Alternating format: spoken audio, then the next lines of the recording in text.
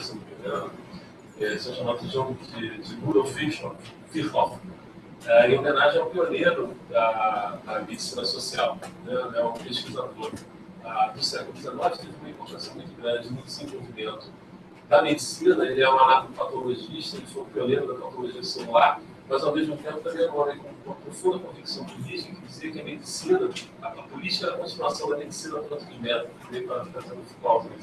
Ele chamava a atenção de toda a medicina social e foi um pioneiro nesse sentido de apontar as correlações, né, da forma como as pessoas vivem a sua vida e as consequências que isso pode ter dentro do processo de doença. E dando-se como essas atividades estão ligadas ao Centro Rio de Saúde Global, que é um setor de atividades que a gente está implantando no Instituto de Medicina Social, tentando pensar essas questões da ponto de vista da saúde pública global.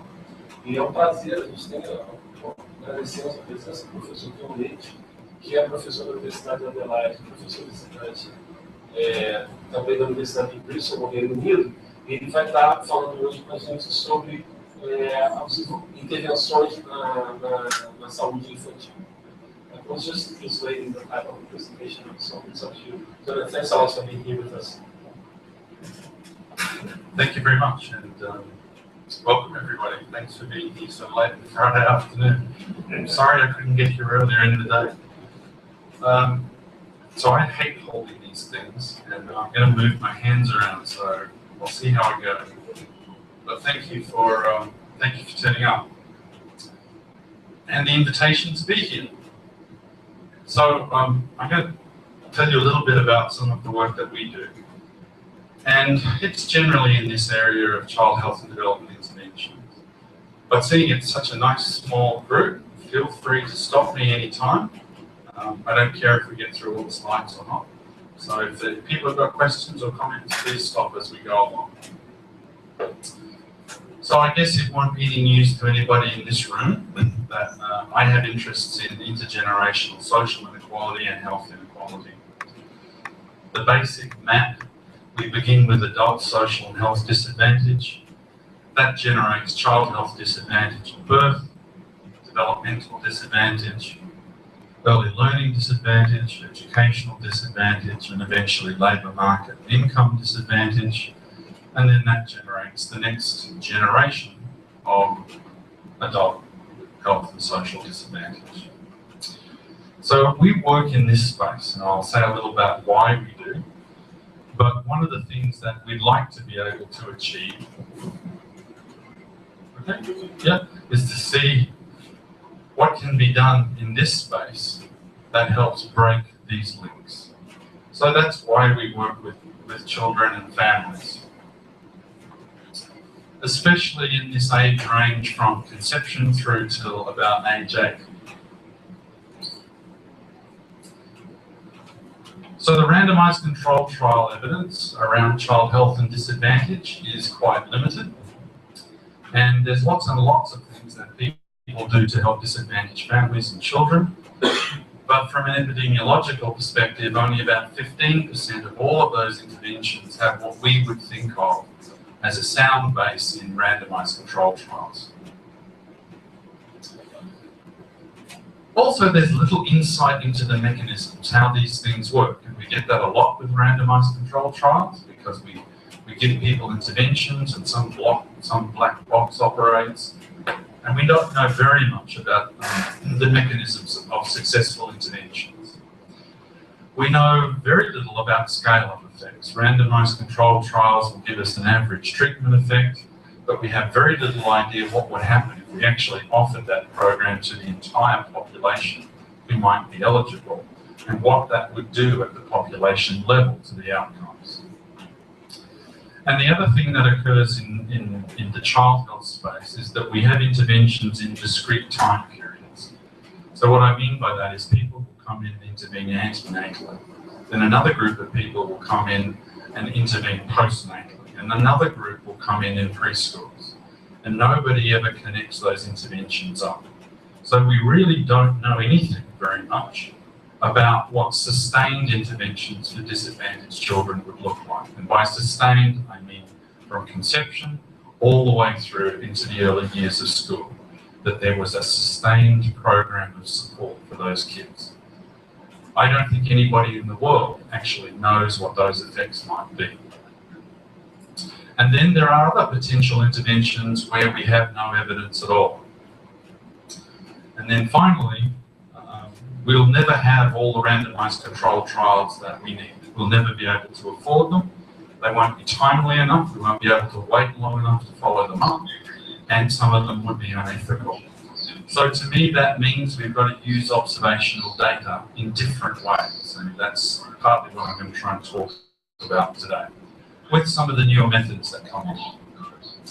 So I guess everybody in here is familiar with the 3 tasks of epidemiology, but I'll review those for you. The first one is to describe health states. We describe outcomes. We give descriptions of whys, whether that's mortality, infectious disease rates, prevalence of smoking. We do a lot of descriptive work on describing whys. The next task is to find what causes why. In this case, I've drawn this DAG where we've got X's and Y's. I guess everybody's okay with that, right, that notion? We go and try and find X's, and we want these X's to be causal.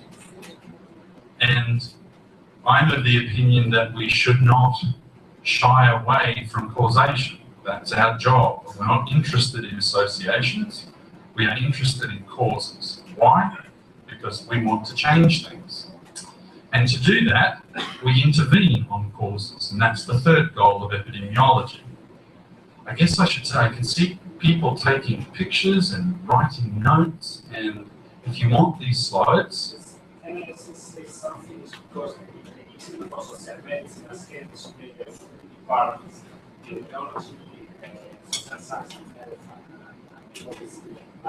So maybe some of the students who are not from the department. I mean, as you say, even a non-epidemiologist can cause. You can? Yes. Good. Okay. I'm happy for you to have copies of these slides so you don't have to take pictures and write notes. And yeah, you can just listen, and I'll somehow give you a copy of the slides, and then but only for the people here. People who are not here don't get the slides, okay? So that will save a lot of film on your camera. Okay? So I was talking about we want X's and Y's. We want to have them be causal. But then the third goal is to intervene. And that means we want to change X's, but we're also interested in M's, in mediators, in the mechanisms. So the example I would give is that we have poverty directly causes child mortality, but part of the effect of poverty is it increases exposure to lower water quality, and that also causes mortality. And if you look at some of the great public health interventions, they're not on X's, they're on M's. So the sanitary revolution was not changing the amount of poverty in society. There were still plenty of poor people, but what we did was give everybody clean water and sanitation. So you break this link. And that's been a common practice in public health intervention, and why we think universal services for everybody matter. So my point here is that there are X's we want to change, and there are M's. And then if we're using observational data, this thing called time-varying confounding that I'm putting in as an L is a really tricky thing to deal with. And it's even a tricky thing when this exposure is a randomized control trial. In other words, there's no confounding, there's no other causes. But something that happens post-randomization as part of the mechanism, because of time-varying things that change, is a real problem. So for those of you who understand randomized control trials, the classic example is poor compliance. People are not complying with their exposure. Something changes in the way they get exposed to treatment. And that is a time-varying confounder that's after they've been randomized. So that turns out to be a very tricky thing to deal with. Okay, so as I said, we're interested in this space in here, and I made this term up, you won't find it in a book anywhere. It's called interventional epidemiology. It sounds very important, doesn't it? I just made it up, it's okay. But what we're trying to do is to run randomized control trials. We're trying to do and use natural experiments, and we try to use observational data, and we try to make them all connect up through simulations in various ways. And that's really what I want to talk to you about, is our program of work that's trying to address these challenges of childhood health and development for kids from sort of under 8. So let me step back a little bit, and I'll take you through why are we interested in early life. Now, some of you may be well versed in child health and development, others not. So I'll give you the quick 5-minute version of why we think this matters. So if you look over here, this part of the slide, it relates to brain weight. So in the top panel, you'll see that 90% of the weight of the brain is there by age 5. That's why when you see little babies, they've got big heads. And there's a lot going on in there.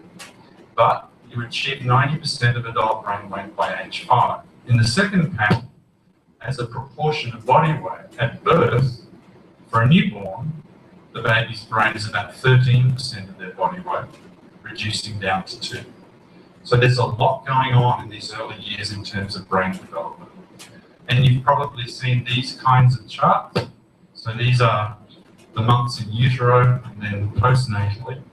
And the point of this is there are various developing systems, with seeing and hearing first, with later on you get higher cognitive functions emerging.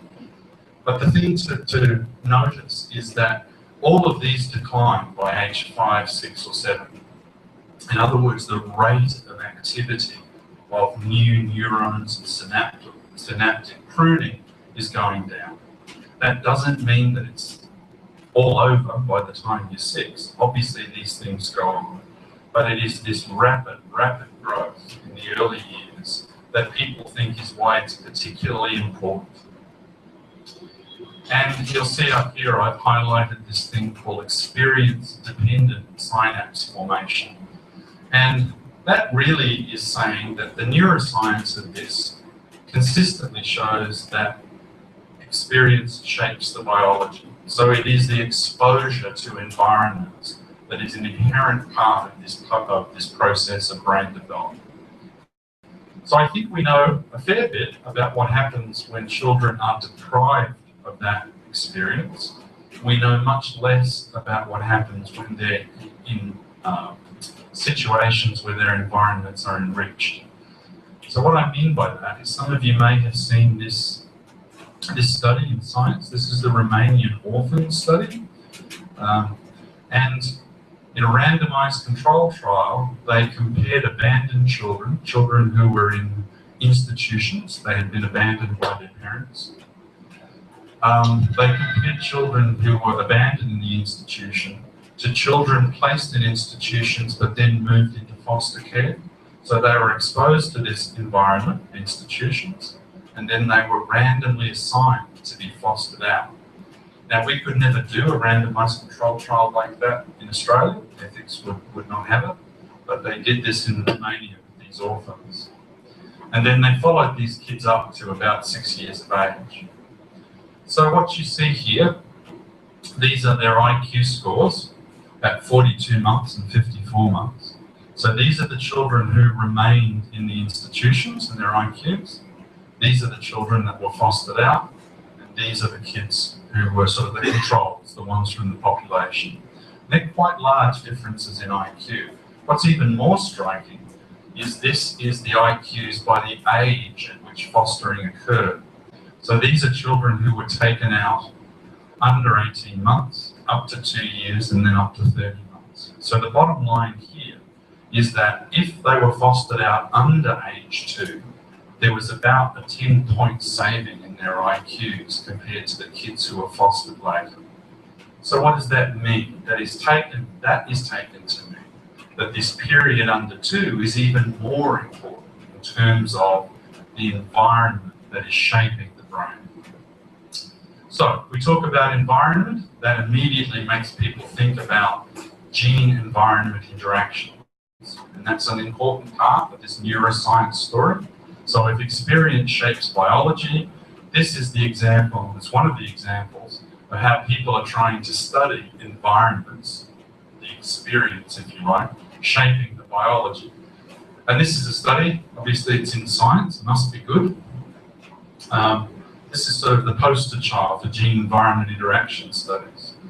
And the trouble is that if you do a meta-analysis of all of these studies, and they do this about 6 or 7 years later, none of them can be reproduced. So part of the reason for that is you see that it's been done in a cohort in New Zealand. So the ends that are available for this is 847 kids. So I don't know how many of you follow genome-wide association studies, but the kind of numbers that are required to get reliable associations between genes and outcomes, you need tens of thousands to do that, to have the ends to be large enough. That's why, you see these papers in Science and Nature, and there's 547 authors. That's because everybody's pooling their data to get the ends up high enough to have the right power. So if that's the case for genome-wide association studies, then if you do an interaction with another variable, your power just goes exponentially down. So my point is, we have these studies in gene-environment interaction, but you're never going to make it at 847 kids. We'll need 80,000 kids to do this in with any sense of power. But that doesn't mean this is not important work. It just means it's very, very difficult to do. And so I pulled this out of PLOS PLOS, what is it, PLOS genetics. These are people studying fruit flies. And so they're saying that these, in the Drosophila, the findings illustrate that gene by gene and gene by environment interactions are not just modifiers. This is core to the process. So when we look at gene environment interactions in humans, let's remember that these folks can't figure it out in fruit flies, let alone in humans. So my point is that it's a very complicated piece of basic biology that people invoke in various ways. Now, the next thing, I'm sure everybody here's heard this term, epigenetics. People talk about epigenetic effects a lot. Oh. Okay.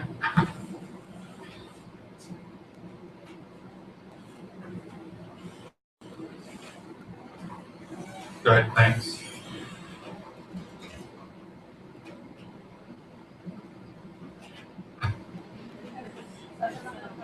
Okay. So how many of you have heard of epigenetics? Everybody? Yeah, everybody talks about epigenetics. And I like this slide because it gives the idea that, this is all well understood and really quite simple. So at one level, epigenetics is incredibly banal. Of course, genes express. That's what they're meant to do. That's why you have an ear growing here and not a foot. Because as cells divide and replicate, they replicate in specific tissues. That's entirely banal. Yes, that's absolutely true. So, genes express, in other words, they're mitotically stable. They're stable under cell division. But the real question is, are methylation marks meiotically stable? Are they stable across generations? And many people in this field blithely say that, there's evidence that what happens to a grandmother in terms of her epigenetic methylation is then passed on to the mother and on to the child. Now, actually, there's very, very little evidence for that. There is some evidence in fruit, but this field is changing very quickly. So people use epigenetics for all the things that we don't really understand. Certainly, epigenetic processes go on, but the idea that we understand a huge amount about what's going on in terms of child health and development is just not the case. So we need to be careful how we use some of this. This is a great article by, Carolyn Relton's the final author, and she actually knows lots about epigenetics.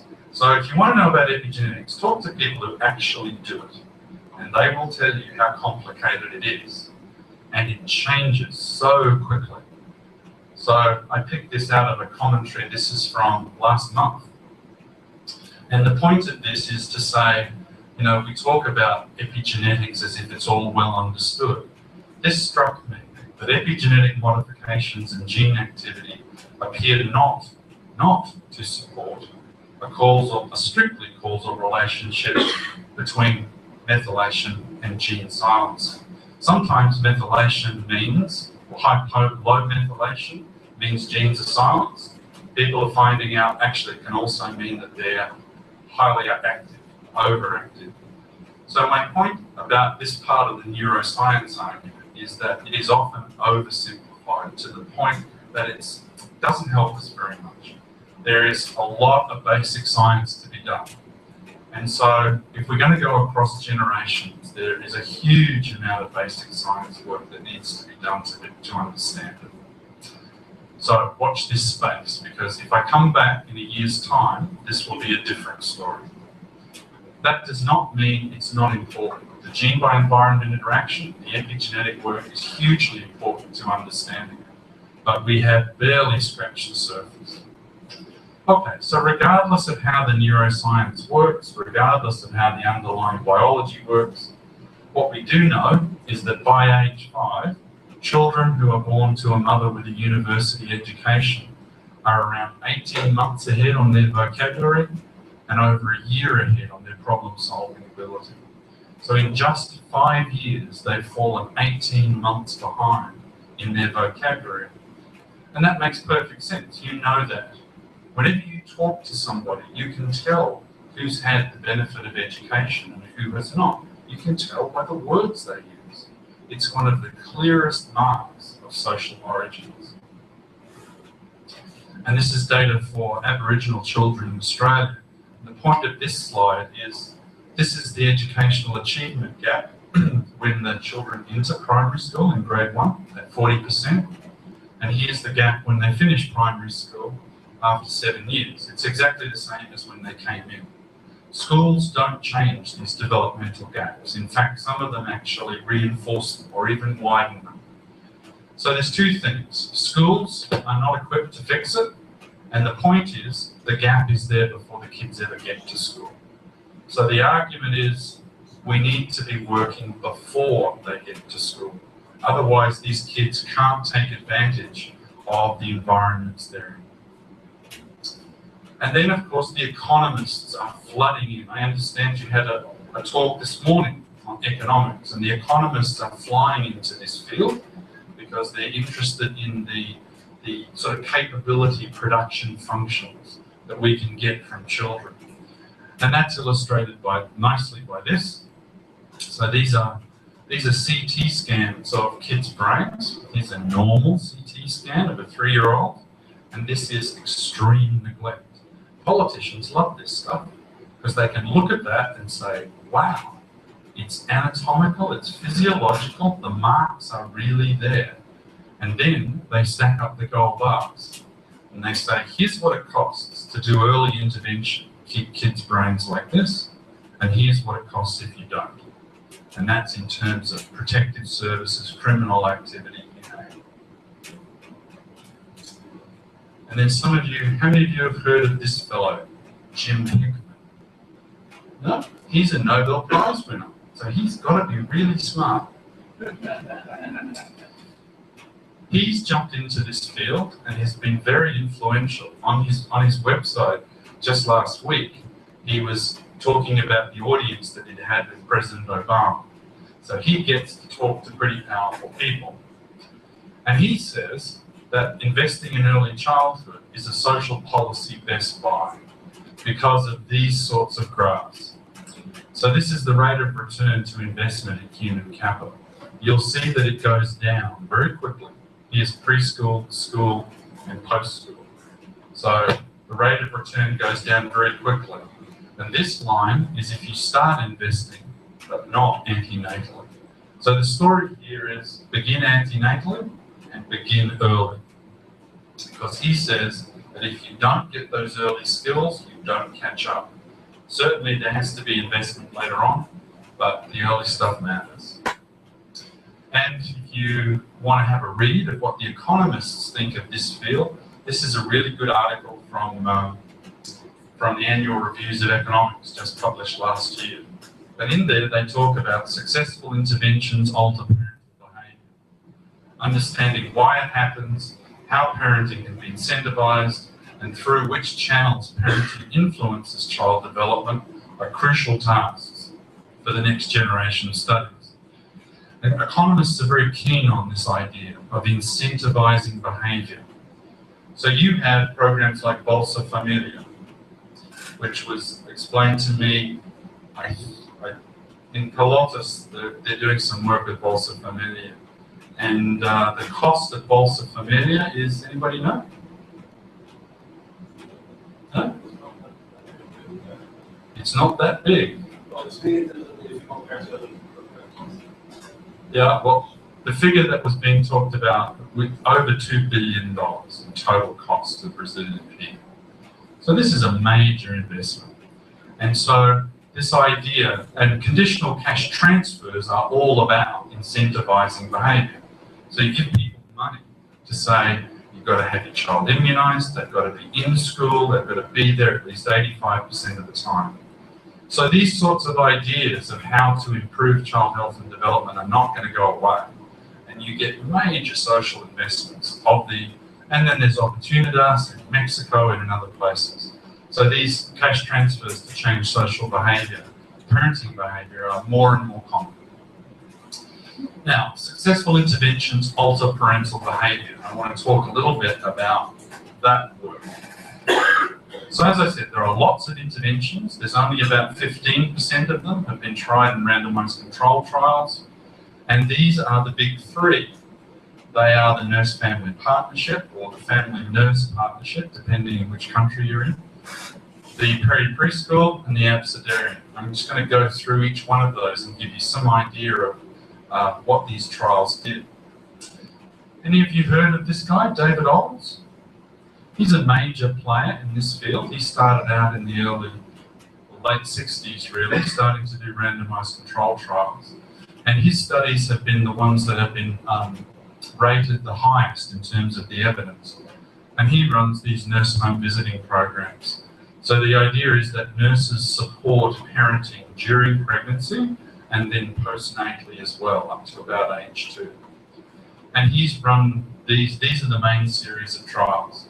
So you can see this is up in New York State in the 1970s, Memphis in Tennessee, Denver, Colorado, through to about 1995. You can see the size of the trials. They're reasonably large, 200 plus for these two. And this is the eligibility criteria. So you had to be unmarried, you had to be at first birth, and you had to be a teenager.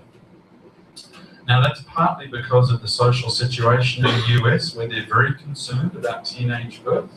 Other societies are less concerned about teenage birth, but in the US they seem to think this is a massive problem, partly because their rates are quite high. For a country like Australia, our teen birth rate is under 4%. So these eligibility criteria are probably less relevant for some contexts than others. What I'm trying to show here is that if this is the best evidence we've got, when we look at this stuff from Australia, how should we judge this evidence? Is this the kind of thing we ought to be doing?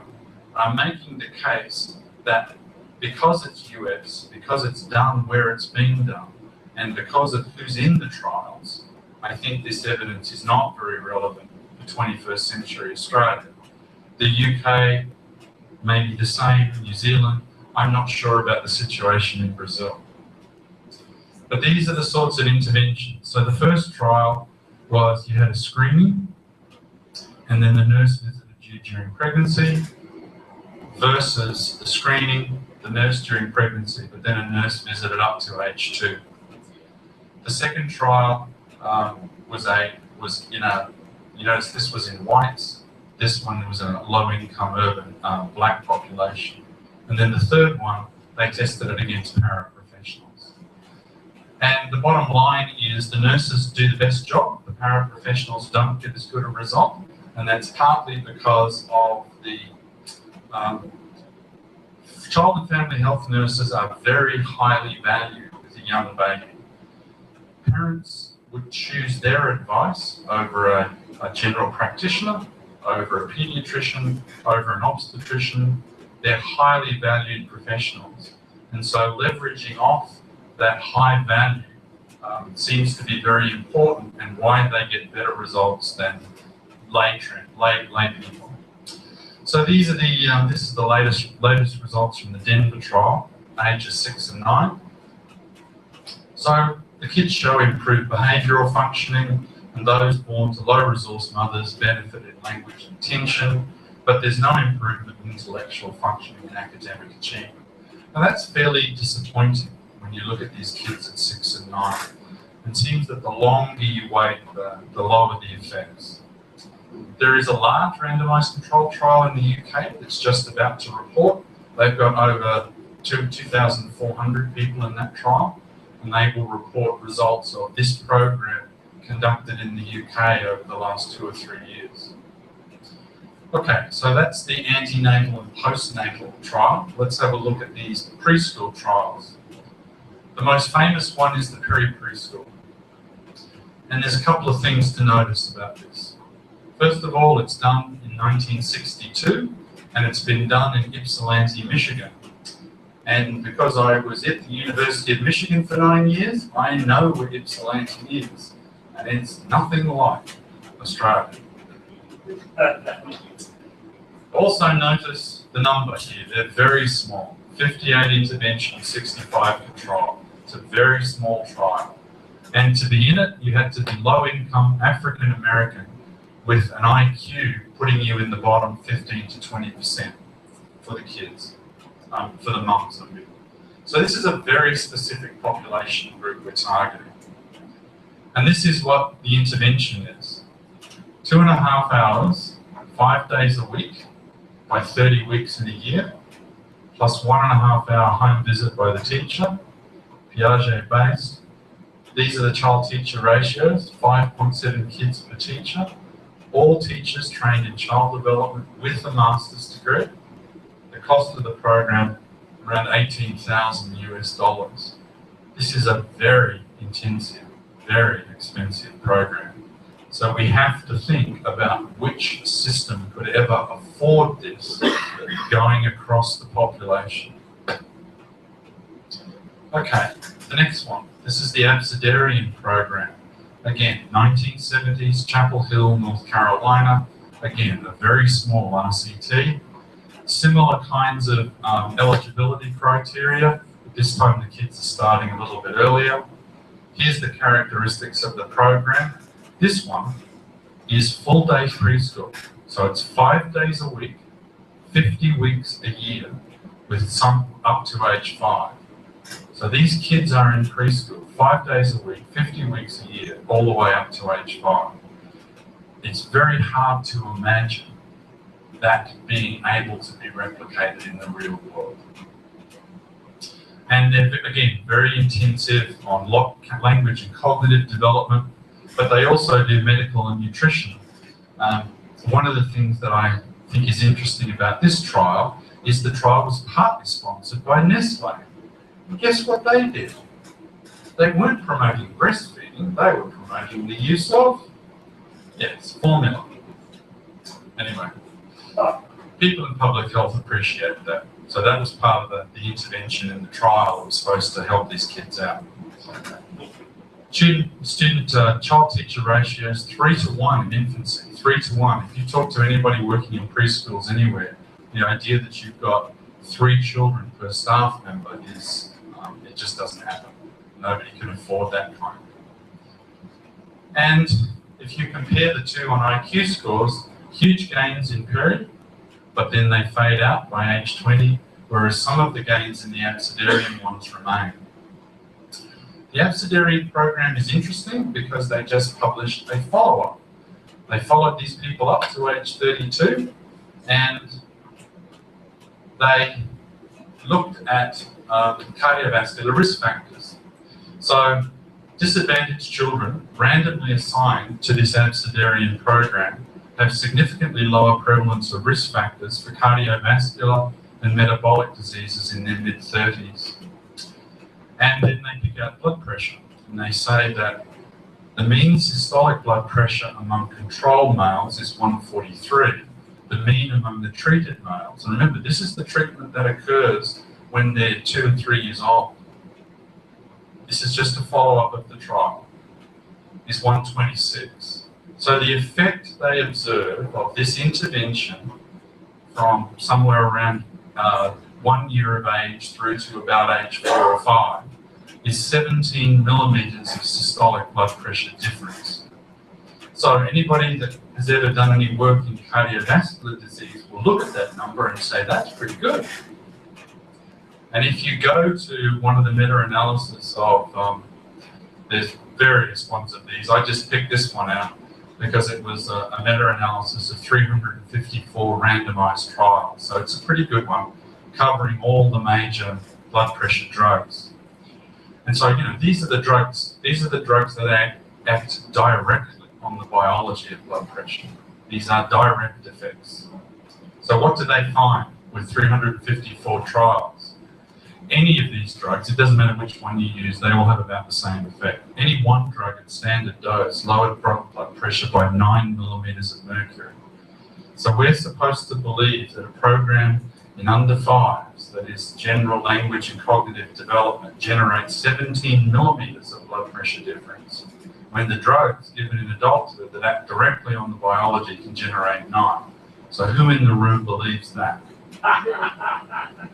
No, not so many. This is a really good paper that sort of summarizes all of these interventions in young kids.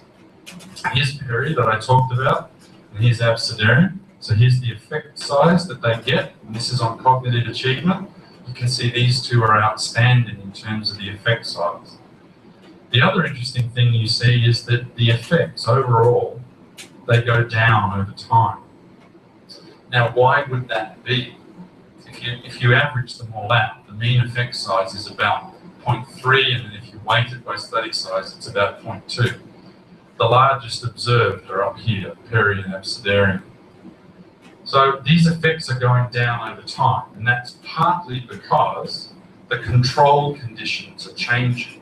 So when you do a trial in 1972 in Ypsilanti, Michigan, what was available to the control kids? No healthcare, no support, not much of anything. And so your control group, I think, is changing over time, even in America. Certainly in a place like Australia, that the sorts of provision, the universal provision of childcare and preschool and medical care and so forth is changing. So to me, that raises the question of what sort of effects could we possibly expect when control conditions are improving all the time. And it really speaks to whether this kind of evidence is even relevant to us in the 21st century. If you look more broadly, these are interventions that apply quasi-experimental or random assignment. They look at cash transfer, nutrition and education. On cognitive gains, behavioural change.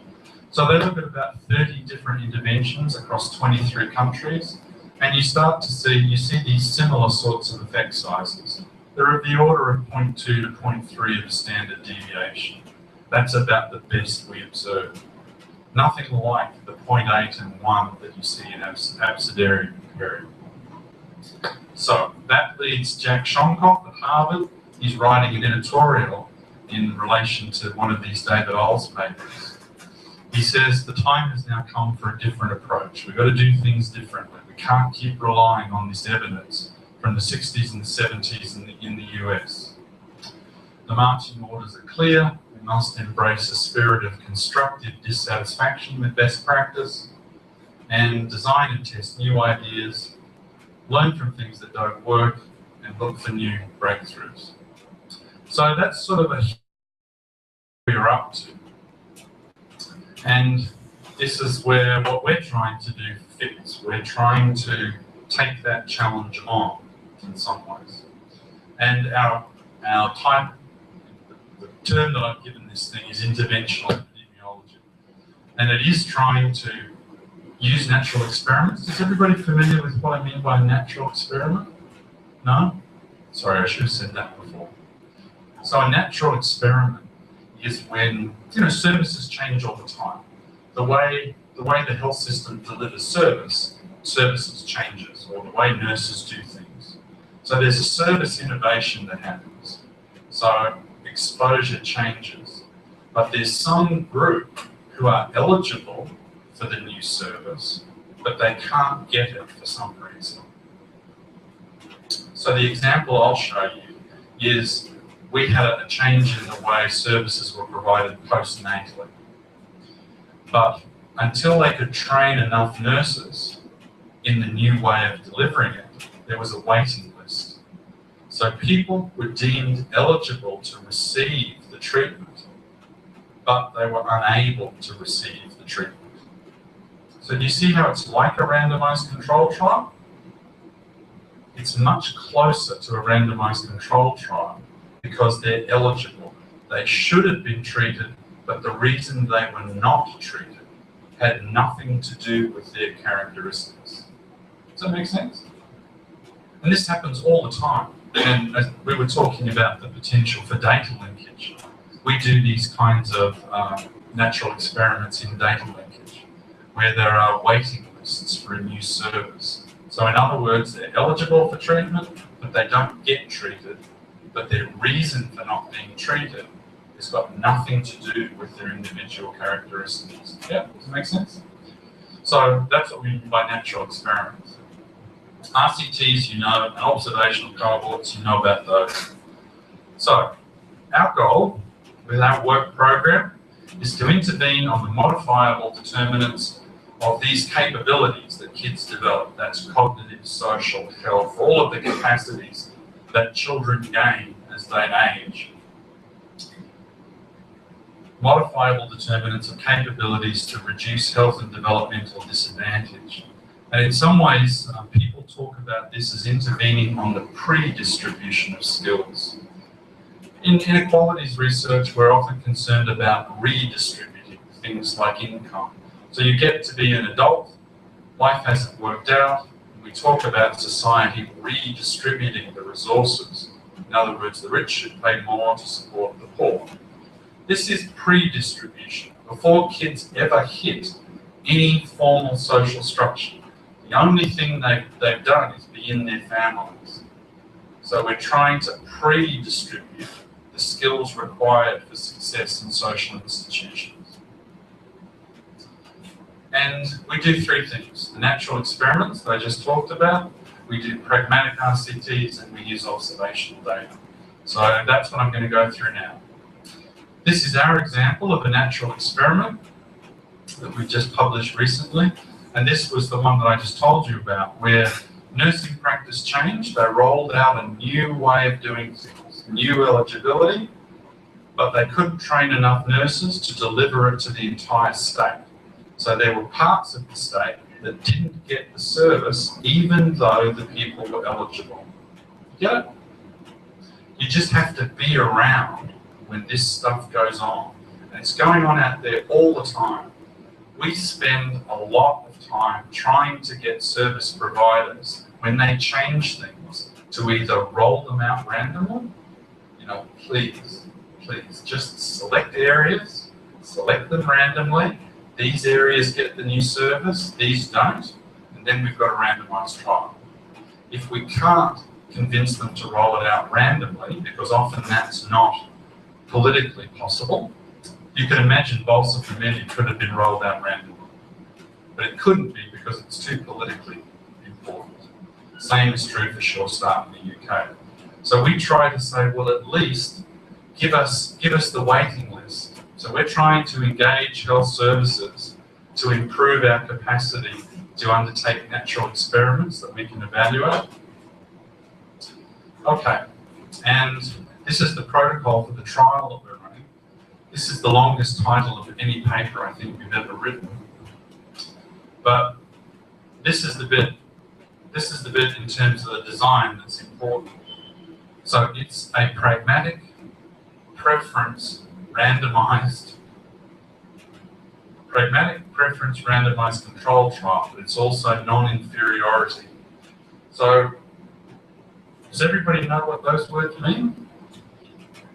It's pragmatic because it's not the researchers who do it. The health system does this. The people in the health system randomize the participants. Everything is embedded within the health system. The project, the intervention is delivered by the normal staff. So it's pragmatic in the sense that we want this trial to run within the system, that if it works, we'll deliver it. Often with efficacy trials, it's the researchers that do it all, and the research nurses conduct it, and then you get the result, and then you say to the health system, okay, here, now you do this. And they say, well, hang on, your participants are nothing like the people we see.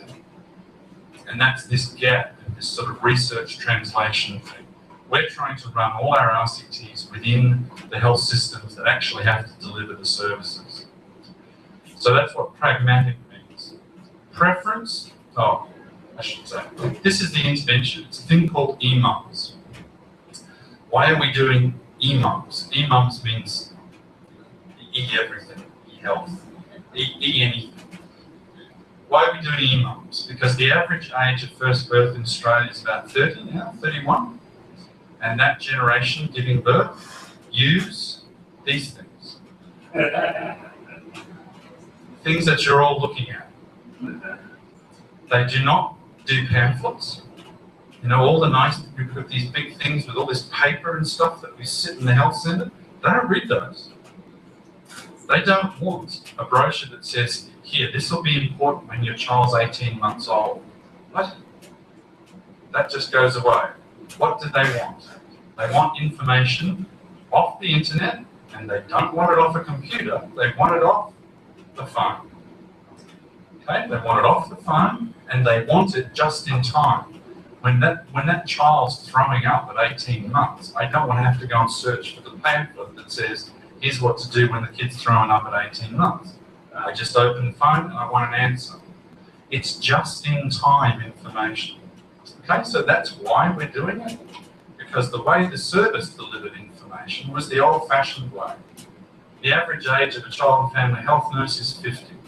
That's not how the birthing generations use and access information anymore.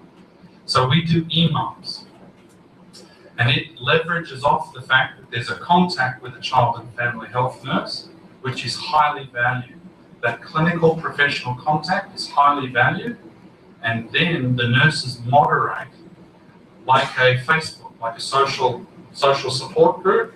So the mums, there's 25 of them in each of the groups, and so there's the social support component, but it's moderated by the nurses. So you can have private communications with the nurse. If you've got a question, you just go directly to the nurse, and that's private, but there's also this public social support side of it. So there's a lot of group learning. So somebody says, you know, what do you do with this rash? And people are putting up pictures of the child's rash. And one of these other mums says, oh, look, I tried this and this and this. Fantastic. And the nurses don't have to do anything. If the suggestion is totally off the wall and could hurt the child, then the nurse can come in and say, no, I'm not sure that's such a great thing. And then she pulls from the various resources, videos or articles, and then gives it and sort of posts it to the group and says, have a look at this, this might help you. Do you get the idea? So it helps the nurses reach more people rather than having one-to-one clinical contact. But it's also leveraging off the social support sort of Facebook side of things. And it's delivered in a format that is the way young people want to get information. So you can actually click on here and you can see EMUMS working. And we're looking at various advancements to the basic platform. So that's the intervention. Now this slide you can't see, that's okay. I told you it's pragmatic. It is randomized, but it's a preference trial. What I mean by a preference trial is, how many of you have run randomized control trials? Nobody run a randomized control trial? So the first problem with randomized control trials is the people that agree to be in your trial are odd. They are weird. Who would say, yeah, oh yeah, I'd love to be in a randomized control? Yeah, they're just not like normal people. So what we do is we elicit preferences. So we can say, would you prefer the new emails program, and we describe it, or would you like standard care, which is the nurse coming to your home and giving you this big bag full of pamphlets?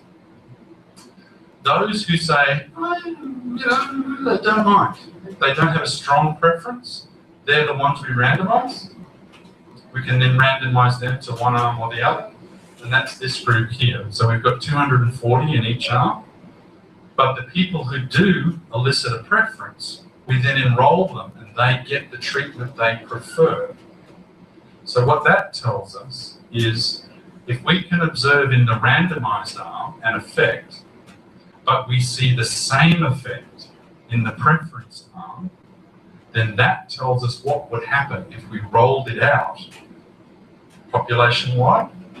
Does that make sense? Because we know these are the people who would choose it. Does that make sense? That's why we do a preference arm. Anyway, it's a pretty cool little design, we think. All right, so let me keep going. How's the time going? We all right? Oh, I don't know what time you started. No, it's about 3:15. Okay. You're doing really well. You're doing really well. This time, Friday afternoon, it's good. Okay, so let me tell you about what we do in the other part of this interventional epidemiology. And this is trying to find new ways to use observational data. And it involves some new techniques that have come along. So we come back to our basic DAG here, where we've got, say, income and some mediator. They're the things that we want to intervene on. So, to intervene on low income, we need to adjust for a bunch of confounding. Adjusting for confounding is nothing more than trying to simulate a randomized controlled trial. So if you get nothing else from this talk, when you deal with observational data, adjusting for confounding is your best attempt to simulate the randomized exposure to low income, not low income. That's what your goal is. So if you read a study that is adjusted for age, sex, and education, that is saying that apart from the differences in age, sex, and education, there are no other differences between high and low income families. That's clearly not correct. There are hundreds of things that differ between high and low income families. So it's very, very important that you're clear in your head that controlling confounding is about making that X, a randomized control trial. Now, if you're interested in media, I don't know why we don't teach it that way. That's not how it was taught to me. And it's only taken me about 20 years to figure out that's actually what we're doing. We have this also now. We have this one as well, which is another cause of why. To handle this one properly, we also have to turn this into a randomized control trial because we're interested in X has an effect on Y, and so does M. Okay, so we've got two causes of Y, low income and some mediator. Could be poor quality water, it could be ineffective parenting. Dealing with C, the confounding, makes low income, or it's our best attempt to make low income a randomized control trial. Some of you having trouble with that concept of turning the exposure into a randomized control trial, or is that all okay? I'm not sure whether there was some sort of queried looks on people's faces. Is everyone okay with the idea? All right. So the question is, how do we make M like a randomized control trial? It's one of the other causes of Y. In this DAG, there are two causes. There's low income and the mediator. And that means, how do we deal with L properly? How many of you have heard of these things? Marginal structural models. When you look in, these are the sort of things that, you open up the epidemiology journal and you come to this page and it's full of algebra, formula and your eyes glaze over and you get through half a page and you say, oh, I can't read that. That's one of these papers. But you can actually start to make sense of this. It's taken, I will say, this has taken me over 3 years of concerted effort to understand. So if you don't get it between now and 4:15, don't be too hard on yourself. This stuff is difficult. Just try to get the basic ideas. But it's not beyond us. It's not beyond us at all. So here we've got a data structure. This time, instead of E or X, they use A. And that's very helpful. You know, they change the notation all the time. Just when you think it's all E's or X's, no, now they put A. I don't know why they do that, but not helpful. We've got 2 exposures, time 0 and time 1, and we've got this thing. So we've got A0 and A1 causing Y, okay? So we've got a repeated exposure. But we've got this thing, this L, this thing that's changing after the first exposure. And this L does 2 things. It mediates the effect of A0 on A1. You see that? That's a mediation pathway. But L also confounds A1 and Y. It's a common cause of both A1 and Y. So L does 2 things. And if I want to know what the effect of A on Y is, how do I handle L? That could be what's the effect of poverty over time on some child outcome. The original one that motivated this idea was Jamie Robbins was interested in estimating the effect of AZT treatment on AIDS. And when you run a randomized control trial, usually what you do is you treat with AZT and then you follow up for some time period and you count the outcome. So it's a one-off treatment with an effect on an outcome. But that's not how people get treated with AZT in the real world. So we don't have to do AZT, we can do it with blood pressure. So I go to the doctor and I get the blood pressure taken and it reaches some threshold and the blood pressure says, the doctor says, here, have some ACE inhibitor, a calcium channel blocker or something, right? Then what happens? Then I go away for 2 months and then I come back and what happens? My blood pressure gets taken again. And if it's not under control, what does the doctor do? Changes the medication, ups the medication. So if you imagine, I get my first treatment with a drug, and then I come back and I get my blood pressure taken or my CD4 count taken. What causes the next treatment? Right? That second treatment with the drug is caused both by my first treatment, but also by what my reading was here. There's 2 causes of the second treatment. Does that make sense? So what happens in the real world is not one-off treatments and outcome. It's actually a treatment strategy that's changing over time based on various forms of feedback, CD4 counts or blood pressures. And that's what we're trying to do with child health and development. We want a treatment strategy from antenatally, postnatally. We want a treatment that's changing and adapting over time. Okay, so here's the basic data structure. You've got an exposure at time 0, another exposure at time 2, and an outcome at time 3. And then there's something that varies post-exposure. It could be a blood pressure or a CD4 count. So we're often in this situation with longitudinal data, where my question is, what's the effect of healthy diet at age 2 and 5 on blood pressure at age 10? And I know that diet has an effect on weight, so I measure weight. So weight here is part of the effect of diet. Diet affects weight, but weight also affects the next level of diet. So if I go on a diet and I don't lose enough weight, what do? Change my diet. Yeah, I stop eating the chocolate or I add something else to it. Do you see what I'm getting at? So it's a feedback loop.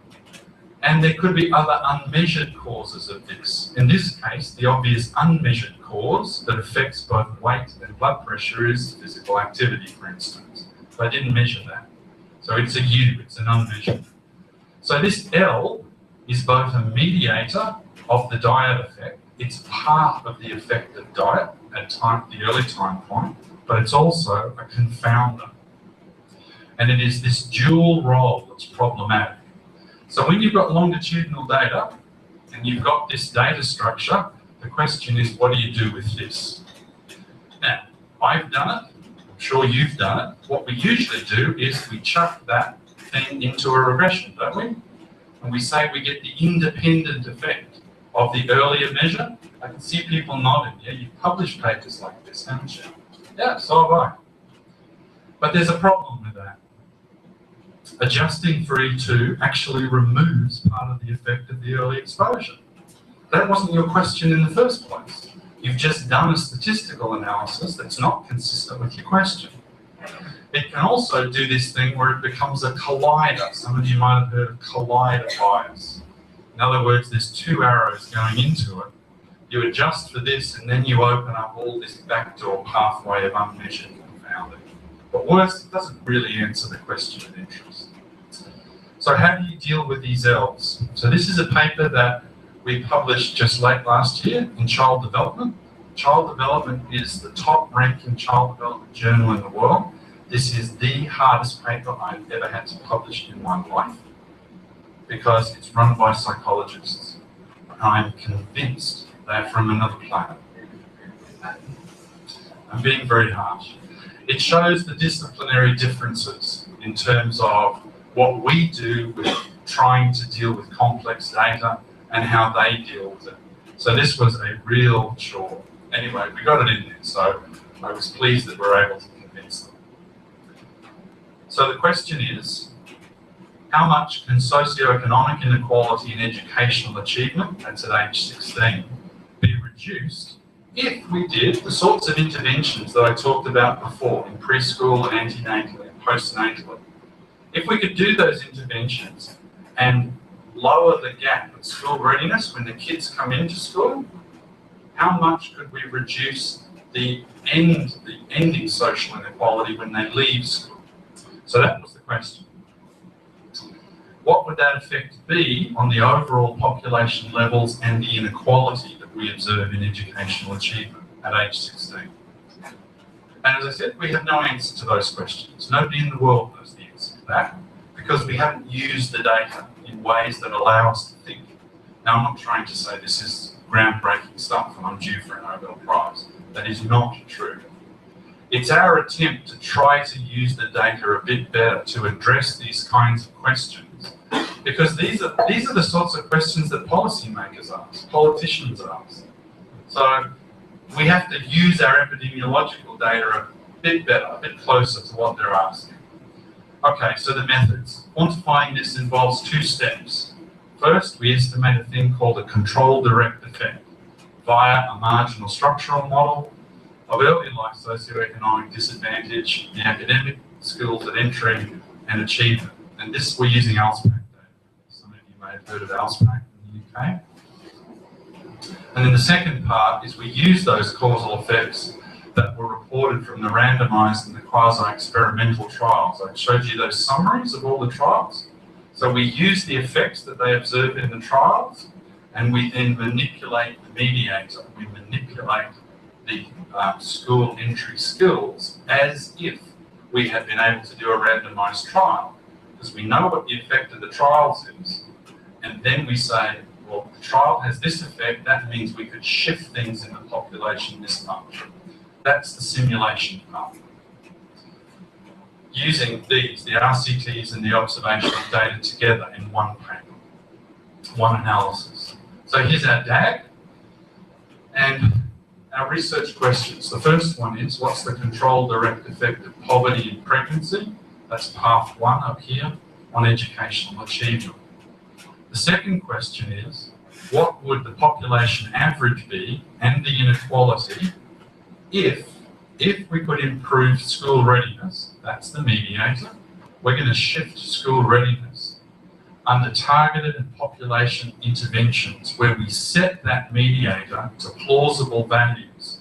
The plausible values come from the external randomized control trial evidence. In other words, we augment the observational data with evidence from the randomized trials and then manipulate the observational data as if it had been conducted in a randomized trial. So you get the idea? So yeah, the way we manipulate this thing is that all comes from the external data on the RCTs. Okay, so here's a DAG with our C's and L's and so forth. So these are the baseline confounders. That's our exposure, that's our mediator, that's our outcome. And these are all the L's, the things that change after pregnancy. So these are things like post-pregnancy. So it's the birth weight, gestational age, and a bunch of other things. Okay, and we use marginal structural models use a thing called an inverse probability of treatment weight. Now, everybody's familiar with that? Of course, aren't you? IPTW, inverse probability of treatment weight. Anybody heard of that? No? Okay. I'm not going to go into the maths of that, and you'll be very pleased that I'm not going to do that. But here's what they look like. The denominator, probability of having your own treatment history, given covariates, numerator, etc. I won't go through that. What I will try to do is to say you've been using this since your very first class in epidemiology. You just didn't know you were using it. How many of you did direct age standardization? Epi 101, lecture 2. Yeah, you all did it, didn't you? You had your calculators out. What are you doing when you directly age standardize? You've got two populations. This happens to be Aboriginal and non-Aboriginal. And the trouble is, you have different proportions of people at different ages. That's because Aboriginal people die much younger. We have a much younger age distribution. So how does direct age standardization work? We've got one population here with one age distribution, one population here with another age distribution. What do? You choose a standard. Yep. And then you weight this one up to the standard and weight that one up to the standard. Notice the word weight. We're using a weight to upweight the population as if they had the same distribution. Yeah. Then you can fairly compare them. So direct age standardization is population weighting. An inverse probability of treatment weight is exactly the same thing. So you do this stuff all the time. It's just that we're applying it to an issue of confounding in longitudinal data. Can you see that? You've got two populations with different age structures. That means age confounds the two population comparisons. Does that make sense? That's all it is. Now, I was never taught standardization that way, but that's exactly what it is. You're getting rid of the confounding by age by weighting up bits of the population. Does that make sense? That's all standardization is. Okay, so I won't go through that. But what you can do is figure out there's twice as many Aboriginals in one age group as non-Aboriginals, and then what's the weight? It's just 2. The inverse of that weight would be a half. So it's this sort of weighting process. And this is a great little paper that actually just came out in Statistics in Science, I think. And it's a history of how we lost this ability to do standardization in epidemiology because of we now do everything conditionally through regressions. And the reason we do that is because we've got computers that can crunch it all, and we've got proc logistic where we can push the button, chuck all the variables in, and get an answer. Computing power has allowed us to do much more conditional approaches. The old ways were through standardization. So it's interesting that standardization is making a comeback. All right, step 1 of the analysis. Here's the results from the conventional regression, where you chuck this into the regression. Here's the result of the marginal structural model. The point of this is that you overestimate the amount of mediation. So the conventional regression suggests greater mediation by school entry because it's not treating M as a confounder. Now, I know we have to finish. So I might just sort of finish on this point, which is the intuition of why you have to treat L differently to C. So this here, L, what is L in X to Y? Fill in the blank. L is a blank. Very good. And you know that because of which way the arrows go, right? L is actually part of the effect of X. It mediates the effect of X. What's this one? Oh, now, if I run a regression of those things, which we all do, everybody happy that they can read the regression? So here's the coefficient on the X, there's the coefficient on the L, and we say that we now have the independent effect of X on there. That's what the regression does. Now, for those of you who hate reading these things, they're actually quite easy. This is the joint probability distribution of X, L, and Y. By that I mean, imagine plotting the data points on a y-axis, an x-axis, and an l-axis, three-dimensional. You see every individual has a value for x, l, and y, and then another one, x, l, and y. It's actually a three-dimensional surface. So that's the joint probability distribution. A statistical model is trying to estimate that three-dimensional space. That's what it's trying to do, the joint probability distribution. So, what's the joint probability distribution? It's defined by the probability of x. That's because you see in the DAG, nothing causes x. Right? Nothing causes x, nothing going into x up here.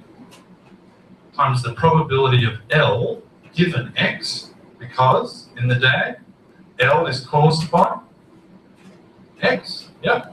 Times the probability distribution of y given x and L, because x and L both cause y. Comfortable with that? That's all the joint probability distribution is. So, this time, what's a L?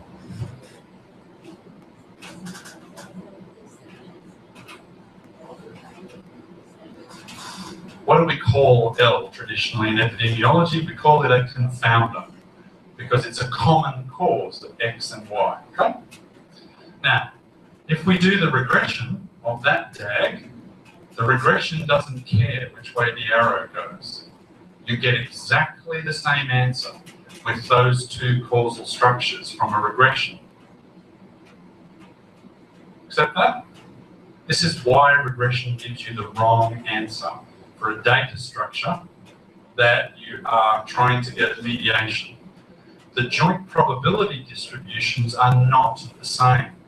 So this time, this joint probability distribution is defined by the probability of L, because nothing causes L in this DAG, probability of X given L, and then Y given X and L. So these terms are the same, but you see these two are different. So the regression actually gives you the wrong answer. That's why you have to specify what L is, whether it is a confounder or a mediator. And that's what these marginal structural models help you get right. They treat the data structure the way you think the world works. Now listen, I'm going to finish there because there's a whole bunch of stuff that we don't need to go through. Except we also can read this one. We just published this one in IJE. And this is about doing something similar with conditional cash transfer programs in Indonesia.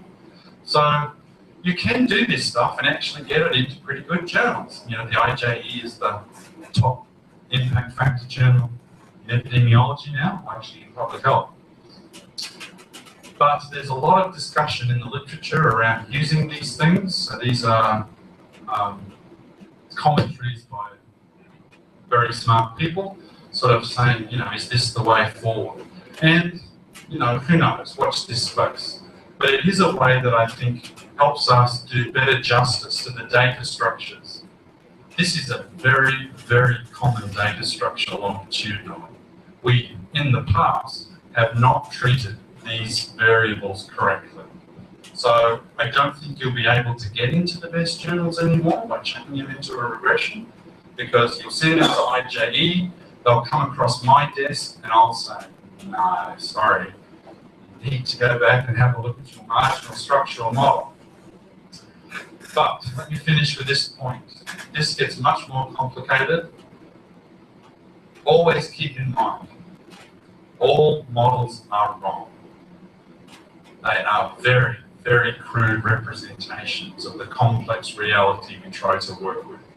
If nothing else, be humble with what you can do with epidemiologically collected data chucked into whatever kind of fancy model it is. They're all wrong, but some of them are useful. That's it. Thanks.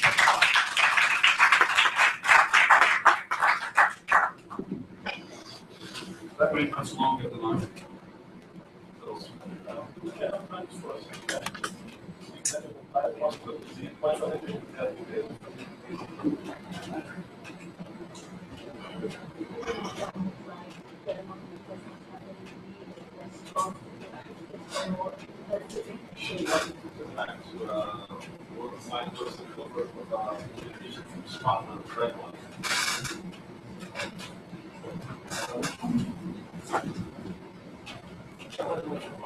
Something about things and probably agree to Red Scotland, red.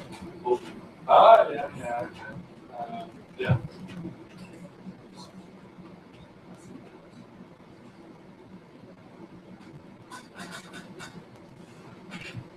Somewhere. and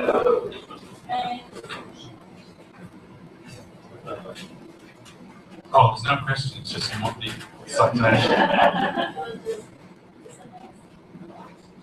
Yeah, you get the slides. I entirely understand if there's no question. I don't know. No, thank you for the talk. I have like two questions. I think that these DAG things, they start to be like more popular in epidemiology like in the mid-90s.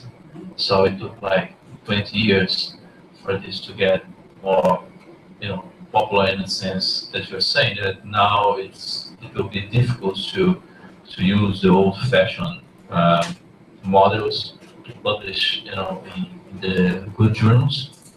So why do you think this happened? It took like 20 years for this to. So I think there's two things.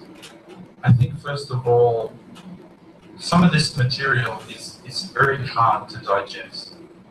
I don't do this because I'm a methodologist. I hate reading these things. They are painful.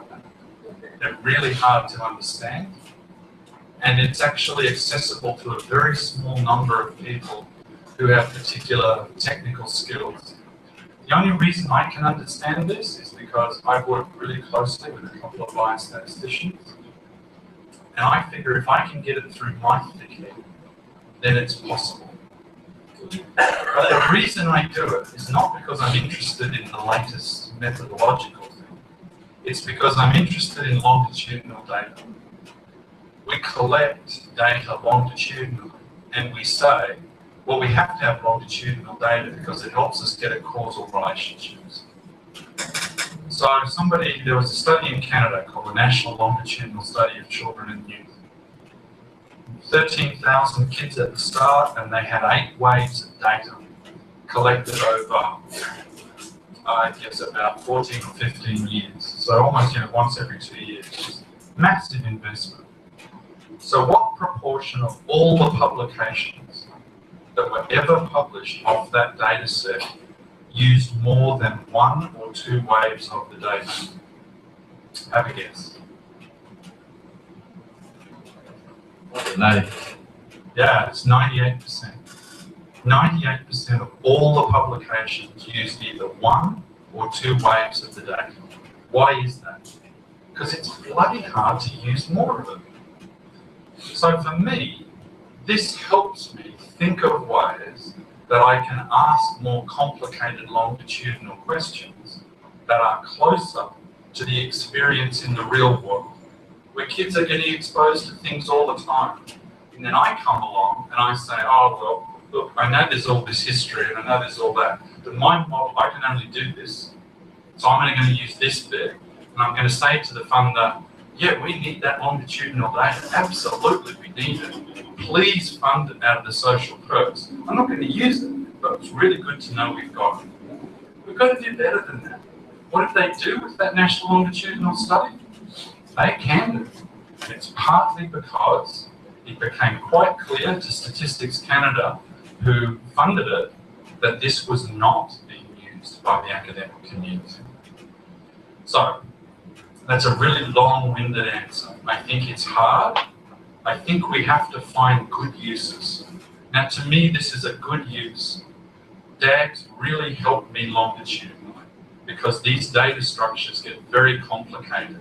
Exposures change, mediators change, outcomes change, confounding changes.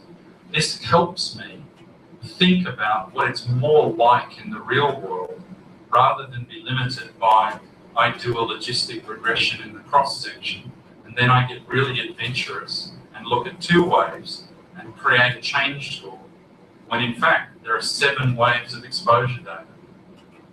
So I think it just takes time. We're still a very young discipline. You know, we haven't been around that long. And so I think it's part of the maturing process. But the thing we have to do is to make it more accessible to people like me. I did it because I needed the answers. But I think it's very difficult. And some of these methodologists write in ways that are just way too difficult to understand. You know, you feel like you need Google Translate all the time to get it into proper terminology, and they could do better. Anyway, that's a long-winded answer. I have a question that, I mean, I don't know how many people here are from epidemiology. I'm not an epidemiologist. I mean, I just I found it really fascinating. But I have a question that coming from social science or how do you say? Because I mean, it's a more general question and a more question on the say epistemological assumptions of what you've been doing has to do with the issue of evidence, the issue of RCTs, and also the issue of neuroscience. Because I mean, the first concerning neuroscience, I mean, you answered the question a bit with what you say about epigenetics. I don't know what you say about epigenetics. You also mean for that it also applies to neuroscience, because what distracts to me, and I've been doing a lot of work on neuroscience and the use of neuroscience in several fields, like also a bit on psychology and a bit on neurodevelopment, etc. Because I mean, look, everything that you said about how it's important the first 2 years, the first 5 years, etc. We knew much before we knew about plasticity, epigenetics, and the use of neuroimaging. I mean, as any psychologist, any psychoanalyst, any developmental psychologist, as Piaget 100 years ago would say that, is that, I mean, it's like, you know, like a new discovery. I mean, I'm not a psychologist, but a psychologist, I would say, wait, what you are saying now, we knew for over a century. What are you trying to do? That's something. Why we need? I mean, why it's just, you know, neuroscience replies what we already knew from behavioral experiments, from development psychology.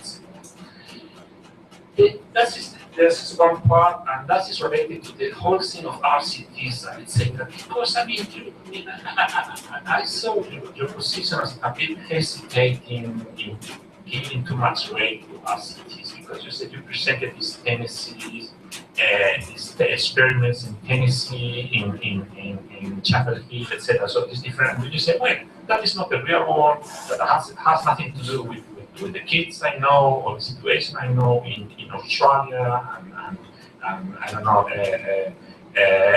adolescent pregnancy is not a problem in Australia. So, talking about real world, I mean, why do we need all that to get these results? I mean, we already have some results from Bolsa Familia in Brazil.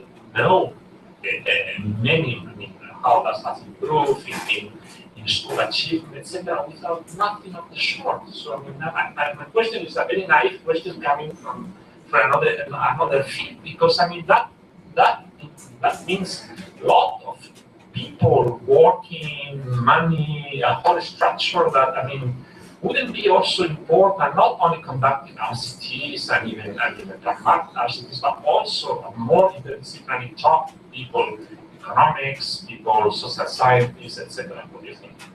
Sorry for the question.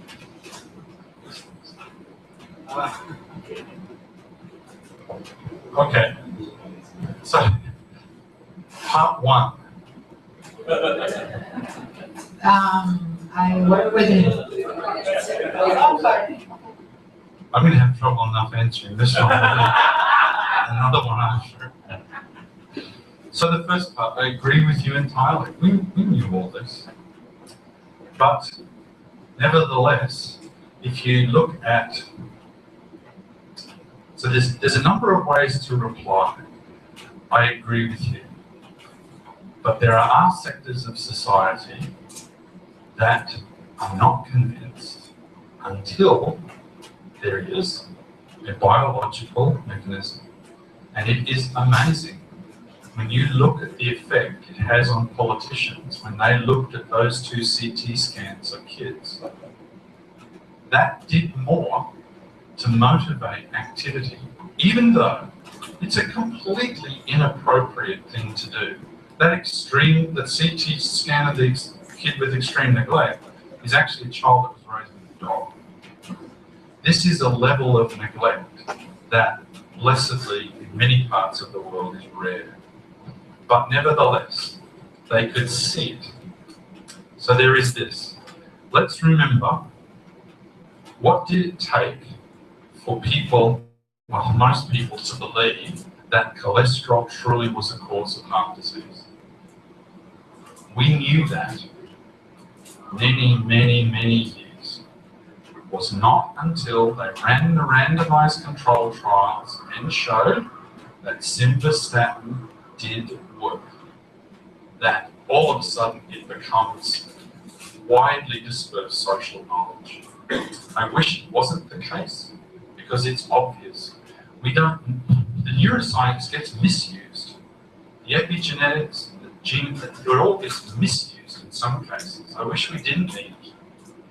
But I don't know what we do. There's part of the human condition that requires that kind of proof. Perhaps you and I don't, but some people do. And so I acquiesce and I say, okay. So I don't want to can it as an activity that has no value, because I know for some people it's very important. And if we can use it in a positive way without spending too much money, which is unlikely, then that would be good. Now, what was part 2? RCTs. So I believe in RCTs. I think RCTs philosophically, because they create a group which is as exchangeable as we can create it. And if I'm interested in effectiveness RCTs, not in efficacy ones. That's why all the things we do are meant to be rooted in the real world. Because the lack of transferability, you see some of these programs, and my point was, there's no system in the world that could support this. So why don't we try things that we can actually support in existing health systems with existing workforce and see what we get? And maybe it won't be enough, but we can stop sort of making naive political promises about the effects we can have with programs like Bolsa Familia. You know, it's going to change the world. Well, it won't. So part of our strategy with doing this in Indonesia was the Indonesian government had a similar program. And we were trying to show that the cash transfer they were offering was way too small for the effect that they claimed. And indeed it was. It was a trivial effect. So we were trying to show, look, you're doing this, but it won't solve everything. And it comes from, sorry, I'm starting to get into cash transfers now. It's politically the right wing quite like it. You know, we give you money and then you can make choices within the free market. But actually it doesn't flow through to better health and development for the kids. So I like RCTs. In some cases, everybody knows what the answer is. Sometimes we don't know, and RCTs are helpful. Let me say one more thing. We do spend money, governments spend money on very expensive programs that don't work, and that's unethical. And if we're not willing to find out if they work or not, that's not right. So there are many examples in Australia of there's plenty of academics around the world who corporatise their research and sell programs to people. There are plenty of examples of that. We have examples in Australia where people have been paid over $40 million for an off-the-shelf program that doesn't work. But they have the political connections, they have all this stuff, and I'd rather have an RCT to show that's not a good investment. Okay, I thought the imams program, that was very interesting, and I'm curious to understand, because if a nurse has to manage a e-group, that has, I would like to understand if that is included in her working hours, or if she does that in her leisure time. I mean, does that become part of her role, of her professional role? Do you understand what I'm trying to get?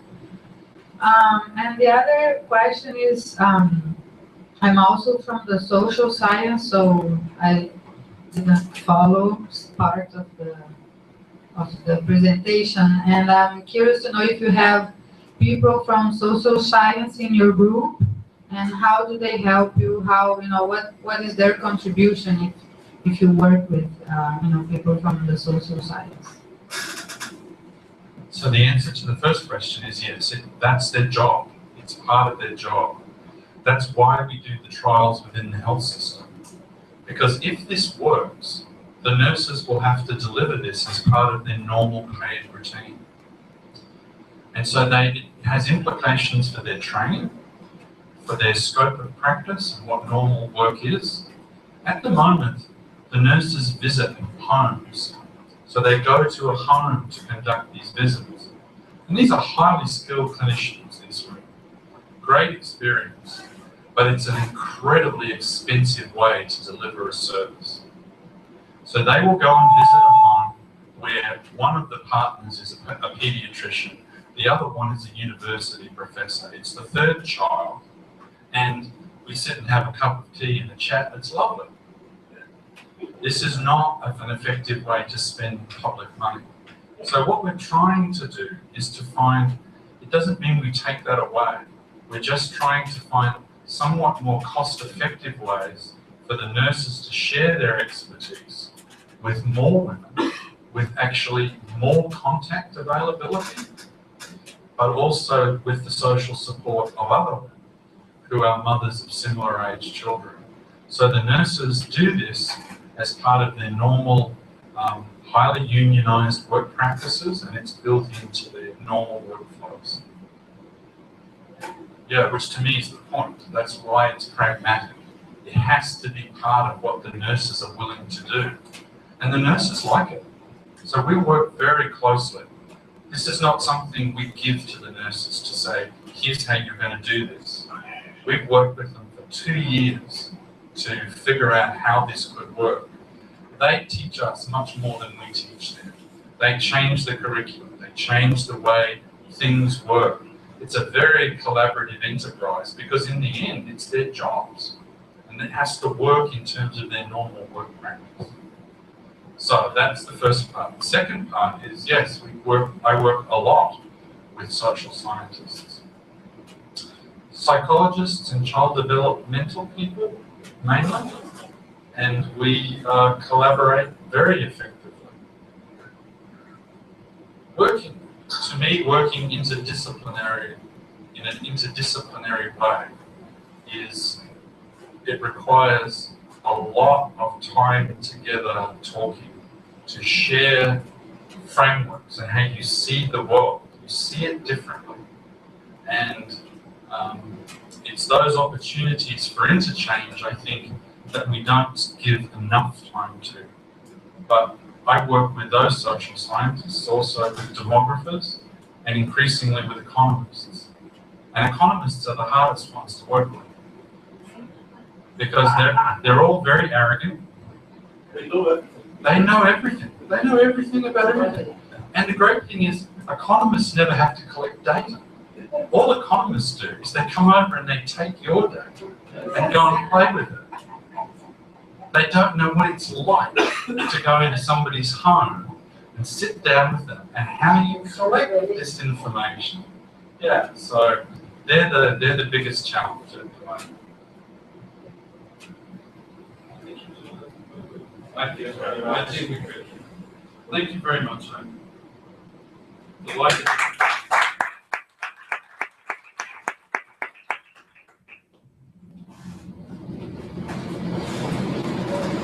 Really have the